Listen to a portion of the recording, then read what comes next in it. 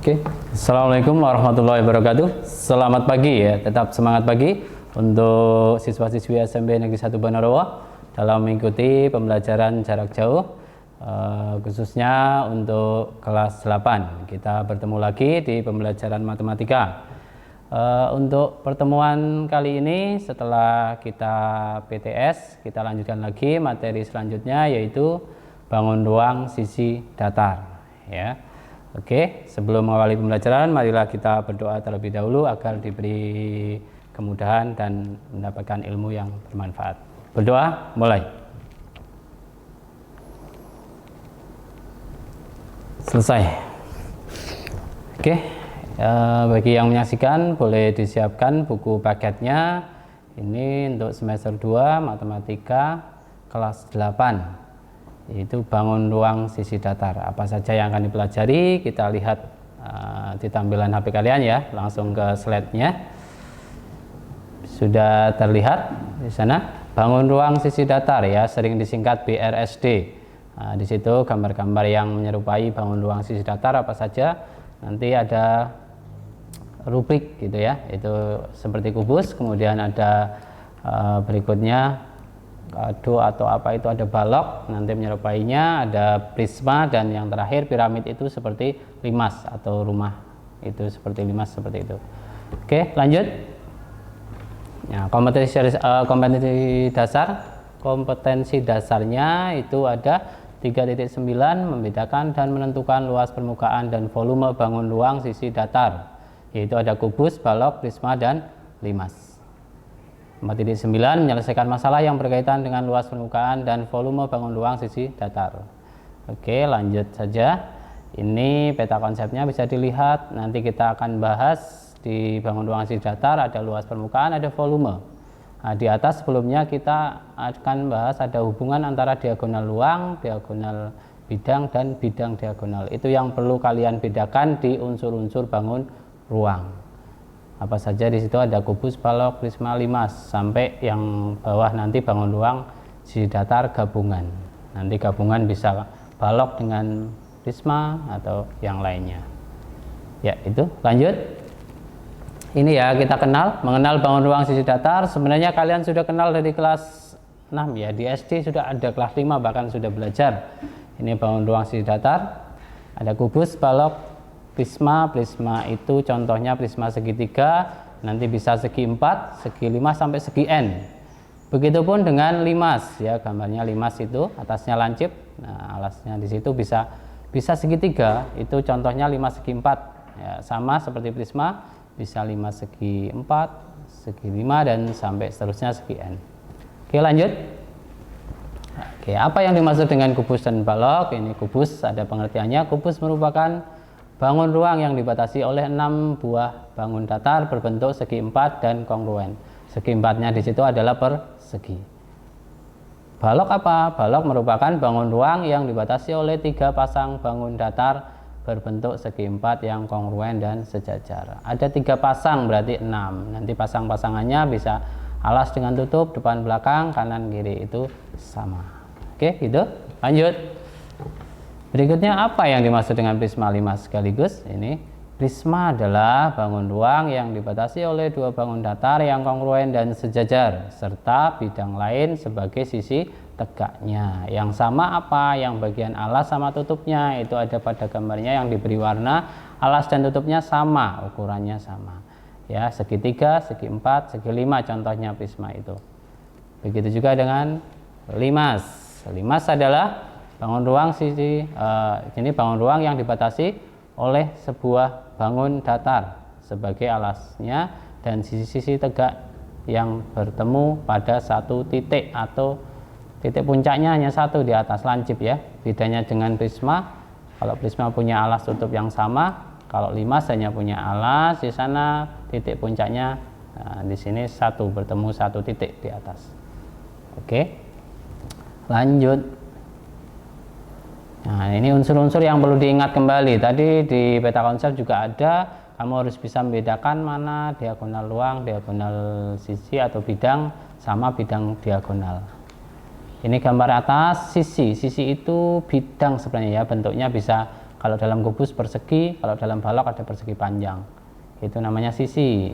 Bedakan dengan saat bangun datar. Bangun datar ada persegi panjang, sisinya itu garis. Kalau di sini sisinya bidang. Kalau bangun ruang ya. Kemudian ada rusuk, ada titik sudut, ada diagonal. Ini sudah diarahkan, jelas ya. Diagonal ruang itu yang ini dari depan, ibaratnya menembus bangun ruang itu. Kalau kubus ini berarti menembus kubus, itu namanya diagonal ruang.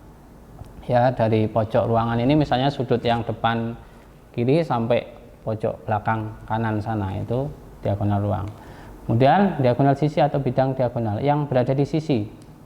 Kalau di tembok ini berarti diagonal yang ada di sisi di tembok kanan kirinya itu diagonal. Terus bidang diagonal, nah ini ada. Oke, dengan perhatikan sebuah kubus atau balok berapa banyak sisinya, rusuknya, silakan dicari di unsur-unsurnya. Nah, lanjut, ini ada tabelnya berikutnya.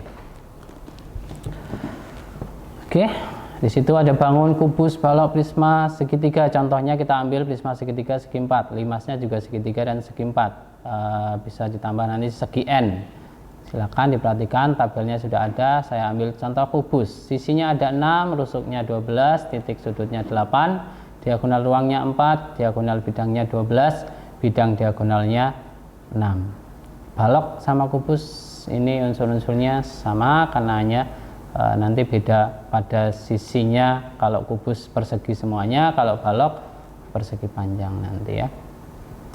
Nah, nanti kamu sampai menemukan, sebenarnya ada rumusnya ya. Kalau seperti ini nanti prisma segitiga jumlah sisinya 5, kalau segi 4 jumlah sisinya 6. Nanti kamu menemukan jumlah sisi pada prisma segi n tambah 2. Kalau segitiga 3 tambah 2 5, segi 4 tambah 2 6, dan seterusnya. Kalau segi 10 bagaimana? 10 tambah 2 berarti sisinya ada 12. Nah, begitu juga kalau limas, beda lagi. Limas segi 4 sisinya 5, berarti n tambah 1 karena segitiga jadi 4, dan seterusnya. Silakan dipahami, yang belum jelas bisa tanya ya. Oke, lanjut. Nah, ini jaring-jaring kubus, ini juga perlu kita pelajari jaring-jaringnya, karena itu yang akan kita hitung nanti pada luas permukaannya.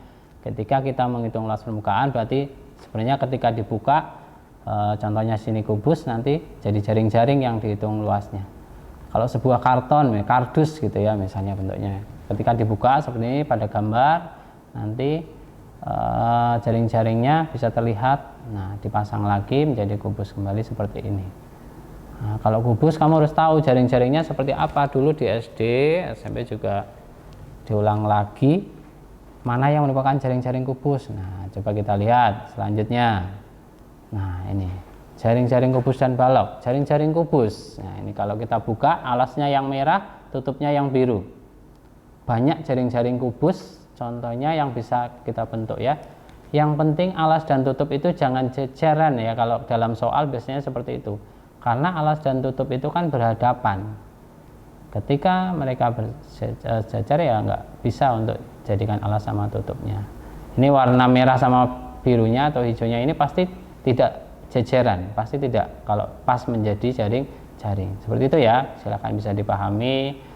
Sekali lagi kalau belum paham nanti bisa Capri tanya di WA. Ini yang jaring-jaring baloknya ya, yang jaring-jaring kubus sama balok hampir sama. Silakan, ini hanya salah satu contohnya, lebih lengkapnya bisa dicari di buku ada atau di internet bisa browsing ya. Lanjut, yang jaring-jaring prisma dan limas. Nah, ini ketika ini berikan contohnya ya, contoh jaring-jaring prisma dan limas. Hanya salah satu contoh karena prisma dengan limas tergantung alasnya. Bisa segitiga, segi 4. Kalau prisma segitiga seperti ini, prisma segi 4 bisa menjadi balok bentuknya ya.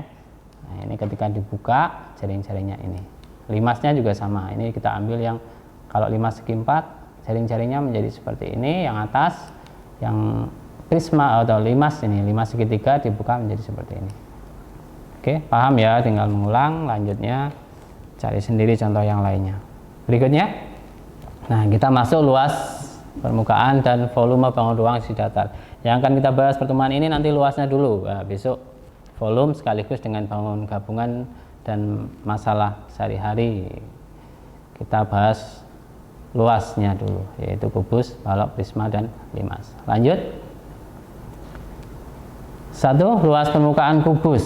Nah, sudah kalian ketahui sebenarnya kubus ini satu sisinya yang diberi warna merah kan bentuknya persegi. Jadi persegi itu luasnya sisi kali sisi atau S kuadrat.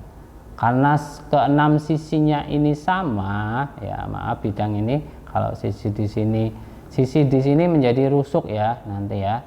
Jadi luas permukaannya 6 kali S kuadrat atau 6 kali sisi. Langsung ke contohnya. Nah, oke. Contohnya dilihat, hitunglah luas permukaan bangun berikut ini. Ada kubus ABCD, EF, GH. Di situ ukurannya 4 cm. Di sini sama semua panjang sisinya atau rusuknya. Jawab. Luas permukaan kubus 6 kali S kuadrat atau 6 kali S kali S. 6 kali 4 kuadrat 16. 6 kali 6 96. Jadi luas permukaannya 96 cm persegi. Oke, bisa ya. Oke, sudah pernah pastinya menghitung ketika pernah SD, pernah ketemu ini. Lanjut. Luas permukaan balok juga sama. Di sini bedanya ukurannya ada panjang, lebar sama tinggi di sini. Nah, kalau yang bagian depan ini ukurannya nanti bisa panjang kali tinggi ya. Alasnya bisa panjang kali lebar. Dan berpasangan antara yang depan dengan yang belakang, yang alas dengan yang tutup atas sama. Yang kanan dengan kiri juga sama luasnya. Jadi di sini luas permukaan balok adalah 2 kali panjang kali lebar ditambah 2 kali panjang kali tinggi ditambah 2 kali panjang lebar kali tinggi. Karena semuanya 2 kali, sepasang semua, duanya keluarkan, rumus jadinya menjadi 2 dalam kurung panjang kali lebar atau PL tambah PT tambah LT. Oke, itu. Langsung contohnya. Ini diberikan kubus baloknya seperti ini, ukuran 15, 6 sama 8. Panjang 15, lebar 6, 8. Jawabannya, penyelesaiannya hasilnya seperti ini. Luas permukaan balok 2 kali panjang kali lebar, panjang kali tinggi, tambah lebar kali tinggi. Tinggal kalikan semuanya. Kamu harus urutan biar tidak terulang nanti ada yang belum dikalikan misalnya. 2 kali 15 kali 6 ditambah 15 kali 8 tambah 6 kali 8. Oke, ini hasilnya ya, 15 kali 6 90, 15 kali 8 120, 6 kali 8 48. Ketemu, tambahkan yang dalam kurung karena 2 kali semuanya, 2 kali 258 ketemu 516. Ini luas permukaan balok 516 cm persegi. Nah, nanti pada penyelesaian soal yang berikutnya bisa tentang mengecat permukaannya, luasnya berapa, nanti menghabiskan dana setiap meter perseginya berapa ribu ya, misalnya 10.000, maka luasnya tinggal dikalikan dengan itu untuk selanjutnya nanti ya. Oke, berikutnya untuk prisma, luas permukaan prisma. Nah, ini semua luas permukaannya karena prisma alas dan tutupnya sama ya. Luas permukaan prisma yaitu luas alas, maaf ini kok tidak sesuai harusnya ya. Luas permukaan prismanya langsung ke contoh saja nih.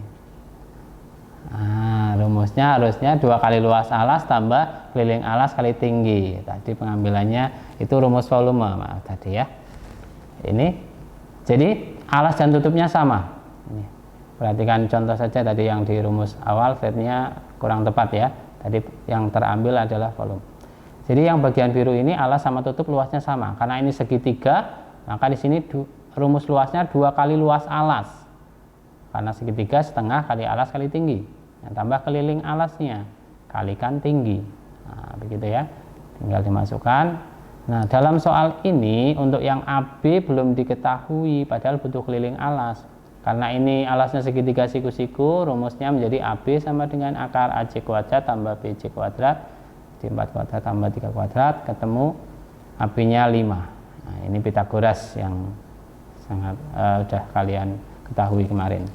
Bisa ya masukkan seperti ini. Sekali lagi tadi rumusnya harusnya 2 kali luas alas ditambah keliling alas kali tinggi. Lanjut. Luas permukaan limas. Nah, ini berarti luas alas karena limas alas sama sisi tegaknya, atasnya lancip. Jadi bukan 2 kali luas alas kayak tadi, bedanya dengan prisma. Cukup luas alas ditambah jumlah luas sisi tegak. Oke, begitu. Langsung contohnya, pahami. Ini contohnya, gambarnya ada di sini.